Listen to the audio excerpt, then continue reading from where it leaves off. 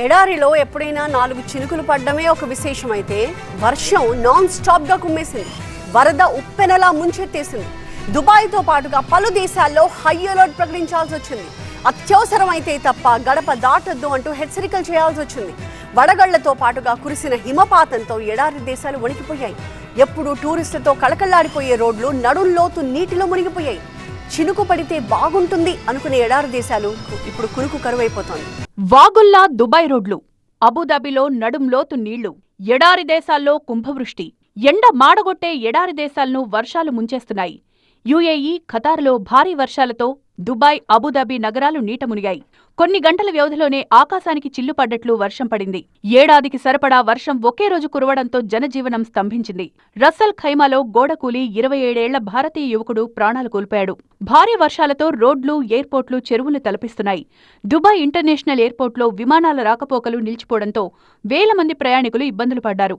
అధికారులు సహాయక చర్యలు చేపడుతున్నా వరద ముప్పు ఇంకా తప్పలేదు. విద్యా సంస్థలు, కార్యాలయాలకు సెలవులు ప్రకటించి ప్రజలు ఇళ్లలోనే ఉండాలని ప్రభుత్వం సూచించింది.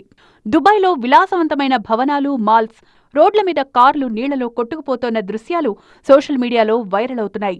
అబుదాబిలో కూడా ఇదే పరిస్థితి కనిపిస్తోంది. ఖతార్ రాజధాని దోహాలో భారీ వర్షాలతో విమానాలను దారి మళ్లించాల్సొచ్చింది. వర్షం కురుస్తున్న సమయంలో ప్రపంచంలోనే అత్యంత ఎత్తైన భవనం బుర్జ్ ఖలీఫాను పిడుగు తాకింది. దీనికి సంబంధించిన వీడియో సోషల్ మీడియాలో వైరల్గా మారింది. బుర్జ్ ఖలీఫాపై పిడుగుపడిన దృశ్యాన్ని స్వయంగా సౌదీ యువరాజు Sheikh Hamdan bin Mohammed bin Rashid share చేసుకున్నారు. భారీ వర్షం కురుస్తోండగా ఉరుములు, మెరుపుల మధ్య ఆకాశం నుంచొచ్చిన పిడుగు నేరుగా బుర్జ్ ఖలీఫా పైభాగాన్ని తాకింది. ప్రజల భద్రత దృష్ట్యా పలు ఎమిరేట్లు ప్రజలు సందర్శించే బహిరంగ ప్రదేశాలను తాత్కాలికంగా మూసివేశాయి. దుబాయ్, షార్జా, అబుదాబిలో పార్కులు, బీచ్లు, ఓపెన్ ఎయిర్ మార్కెట్లను శుక్రవారం మూసేశారు. కమ్యూనిటీ ఈవెంట్లను నిలిపేశారు. హట్టా ఫెస్టివల్ ని తాత్కాలికంగా ఆపేశారు. భారీ వర్షాలతో యుఏఈ అంతటా ప్రభుత్వ సంస్థలు శుక్రవారం ఉద్యోగులకు రిమోట్ వర్క్ అమలు చేశాయి. భారీ వర్షాలు, ఉరుములు, బలమైన గాలులు, పొగమంచు సంభవించే అవకాశం ఉందనే అంచనాలతో విమానాశ్రయాలు, ఎయిర్లైన్లు ప్రయాణ హెచ్చరికలు జారీ చేశాయి. దుబాయ్ ఇంటర్నేషనల్ ఎయిర్పోర్ట్లో Emirates, flydubai, Turkish Airlines, Saudia, Kuwait Airways, Qatar Airways వంటి సంస్థల విమానాలు ఆలస్యమయ్యాయి.